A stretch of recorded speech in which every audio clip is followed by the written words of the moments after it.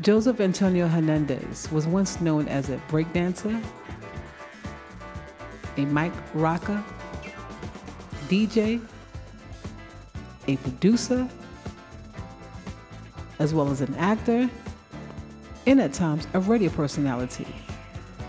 This American-born Puerto Rican descent wears many hats, but today DJ Tony Touch is more popular to rock an underground spot called FUNKBOX here in New York City. Here's his story. Well, we finally made it right here in the club called the FUNKBOX, one of the most hottest clubs right here in New York City. We're getting ready to go check out my man Tony Touch on the wheels and stills. Him and his crew, so let's go inside.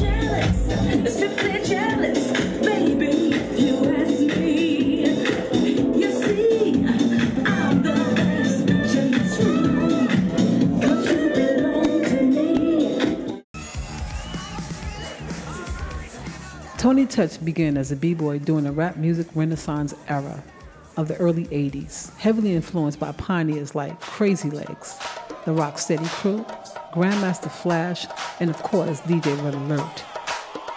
And let's not forget Run DMC with Jam Master Jay. Tony quickly shifted his interest toward the turntables. Tony was more known for his mixtapes like the 50 Mics Part 1, 2, and 3. Included are some of the hottest artists in the game, such as KRS-One, Big Daddy Kane, Wyclef, MOP, Big L, and of course, Mos Def. We caught up with Tony Touch at a club called Santos here in New York City. What's going on, everybody? My name is DJ Mona Lisa right here in the club called Santos, and we're sitting here with my man, Mr. Tony Touch. Lower East Side, giving to you like what? That's right. Tony, tell me some stuff about you, man. We need to talk more. We and Tony got to get down. So Tony Touch, give me your full name, Tony. What's up? Last name's Hernandez. It's Tony Hernandez. Actually, it's Joseph Anthony Hernandez. And I lived in the Lower East Side for a minute, but I'm actually from Brooklyn. I was born and raised in East New York. I lived in Canarsie for a little bit. Moved down to Florida, lived in Orlando for like 3 years. You know what I'm saying? That's really where I got my whole DJ.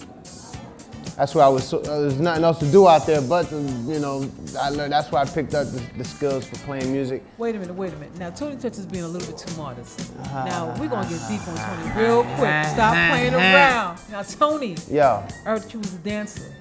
Oh yeah, I started breaking before before I was even touching the table. That's my Brooklyn thing.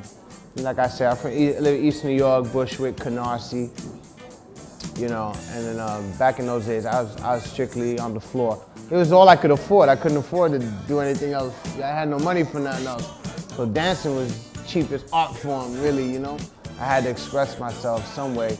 But yeah, you know, I grew up, I'm a fan of the Rocksteady Crew and the whole b-boy movement, early 80s. So that was my first intro to the culture.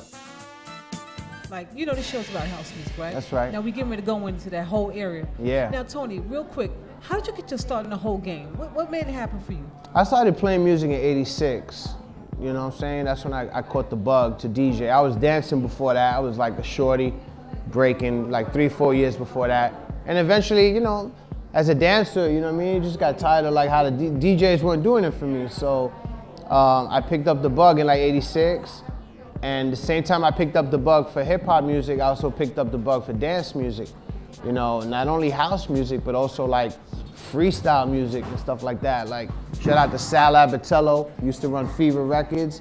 Gave me my first job as a road manager. I was road managing artists like Niobe and like, you know, Fascination and Cover Girls and all these groups. Like, and I was like 16, 17, on, you know, doing club tours with them here. And so shout out to Sal Abatello. But I definitely was involved in the dance music scene early on.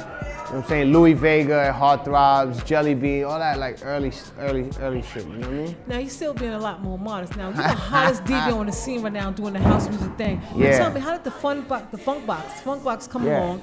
How did that all come together for you? Now I know you've been out there struggling doing your thing in the house music industry. I know you wasn't taken serious at all in the beginning. Yeah. Tell me, how did you get serious when you came in the house? I started doing like mixtapes like in 90, 91. I started doing these mixtapes. Hip Hop 1, Hip Hop 2. And I also did a series of house mixes also.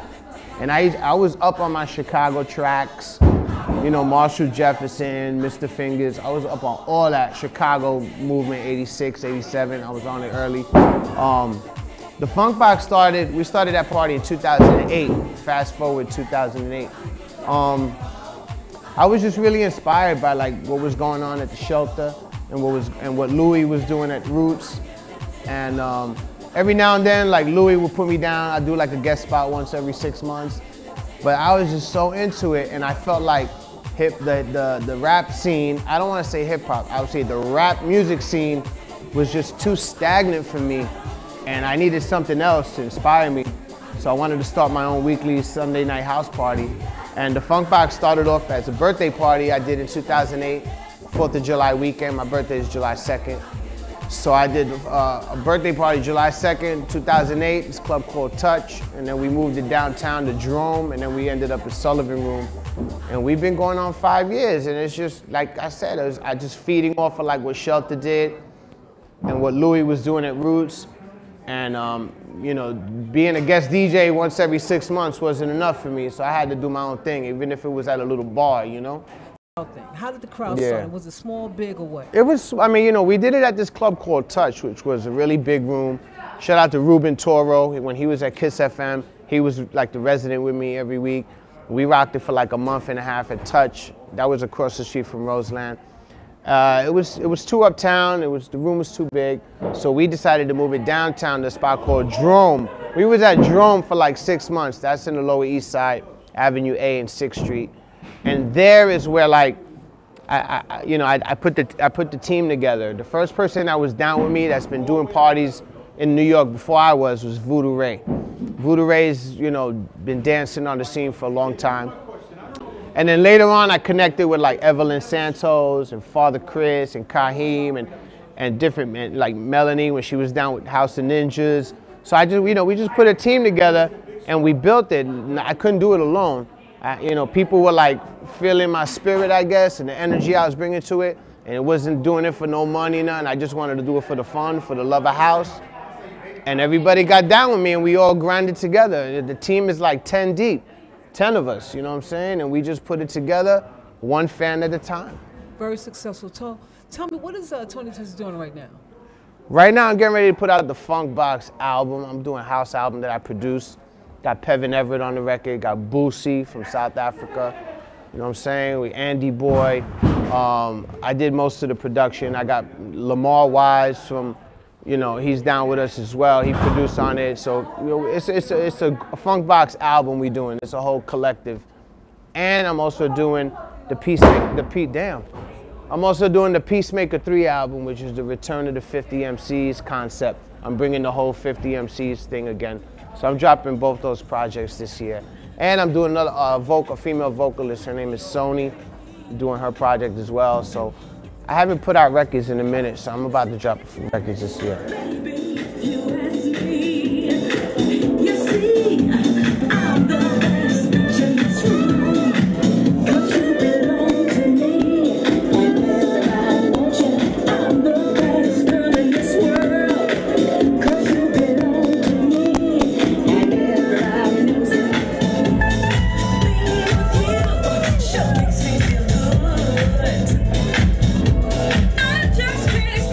Yeah, what's up, world? It's your man Tony Touch right here, Kapiku, representing right here, and you checking out InDaSoul, y'all. Let's do it.